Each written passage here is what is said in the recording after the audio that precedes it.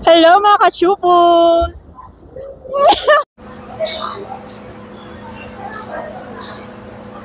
At mga ka-chuples, nandito nga tayo sa Entoy, sa Green Hills. At para mapuntahan nyo to, malapit lang siya dito sa promenade, tapat. At kadikit lang niya or katapat lang rin niya ang aftermarket. At ito na pala ang ating second vlog kay Sir Nixon. At tatanungin natin siya about sa mga toys. Sama sa biyahe ko.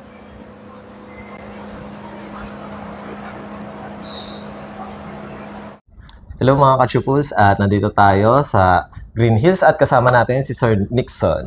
Hello mga I'm sorry, Chuples. Chupos. Kamusta kayo? Please like and follow Chupos. Chupos ba? Chupos? Chuples. Sa Dragon Ball, sir, kung familiar kayo, yung kalaban ni Goku. Oh. Yung kamukha ni Majin Buu. Okay. Ayan. So yes, welcome to Entoys dito sa may Shopsville, guys. So ano bang natin? Ano may paglilingkod ko sa iyo? Siyempre, ito na ang part 2 natin. Maraming nag-request. Sir Nixon, bakit nga ba dapat authentic ang bilhin kaysa sa mga bootleg or knock-off, sir? Dapat. With regards sa authentic kasi yung quality, no? Pero ako, sa totoo lang, brother, yung authentic tsaka yung bootleg naman, wala naman akong dyan. Toys is toys para sa akin. As long as napapasaya ka ng tao, as long as masaya ka kung anong meron ka, lang. Wala naman akong, wag kayong bumili ng authentic, ng hindi original or ng bootleg, then authentic bilhin nyo. Wala sa akin yun.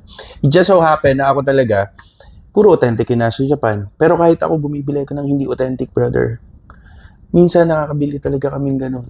Kahit yung mga followers ko, ako minsan sinasabi ko nga sa kanila, oy, meron hindi to authentic, BL lang daw to, pero rare to.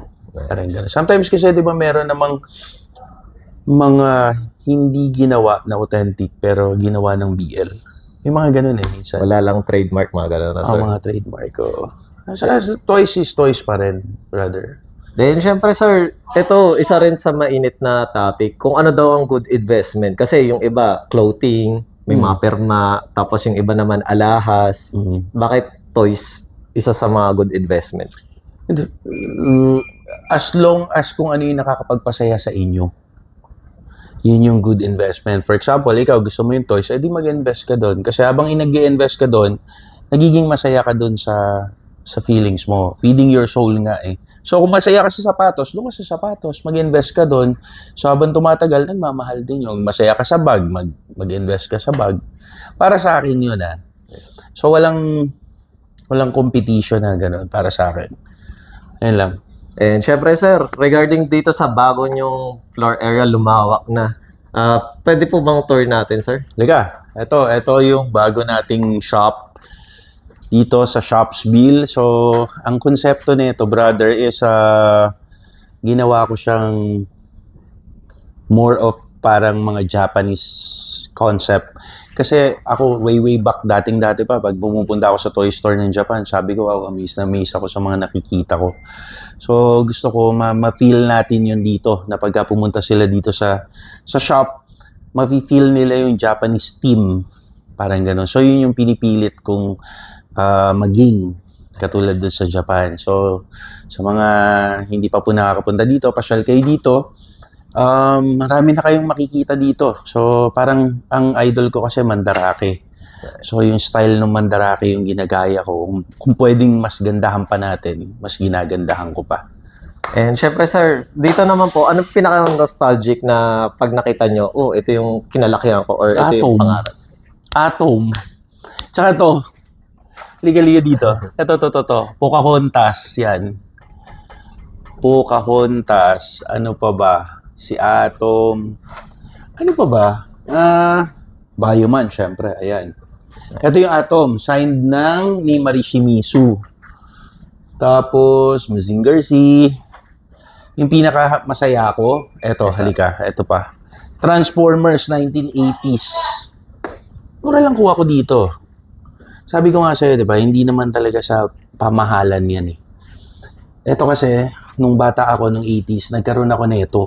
Tapos nawala sa akin. Tapos nakakuha ulit ako. Pakita mo to, brother. Yan, ito yung unang-unang Transformers na robot.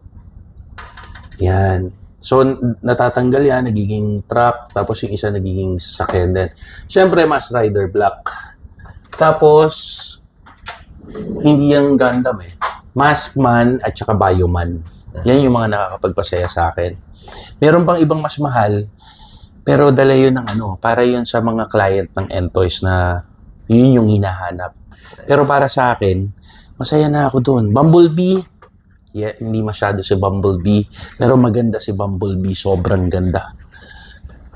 Atom talaga number 1 ko. Atom. Tapos Popeye, yun sila. Ayun. And Sir Nixon, regarding pala sa store niyo po dito sa Green Hills, ano pala yung mga location? Kasi baka maligaw. Oh, yeah. Sa'yo ko na sasabihin to, Hindi ko pa sinasabi sa vlog ko to. Okay. Dati kasi, 3 yung shop namin, nandito sa may promenade. So ngayon, ang target, wag na. Sige. Ang daming ano baka... Sige. Baka Basta, maano eh. Abangan nyo na lang, marami tayong mga incoming. Hindi naman titigil yung evolution natin eh. Maraming mga sudden changes na pumapasok, pero hindi titigil yung evolution. Then Sir Nixon, regarding pala sa operating hours ng iyong shop, open and closing, sir? 10 o'clock hanggang 9 p.m., 10 a.m. hanggang 9 p.m. ng weekdays, tapos weekend, 10 a.m. hanggang 10 p.m. Then regarding po pala sa mode of payment, sir, just in case na curious sila, ano yung mga ina-accept niya, sir? Lahat talaga pwede. Oo. Mukhang pera dito. And sir, any social media na just in case na gusto nilang umorder online or makita yung ibang ano? Entoys.com.ph.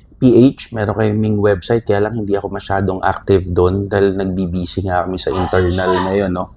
Pero dito lang, Entoys shop, dito po sa page namin. So, PM lang kayo dito sa amin.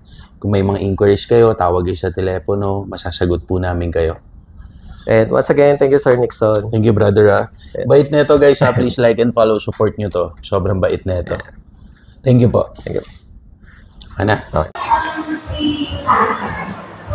Hello mga ka-Shubos, at ngayon ay day 1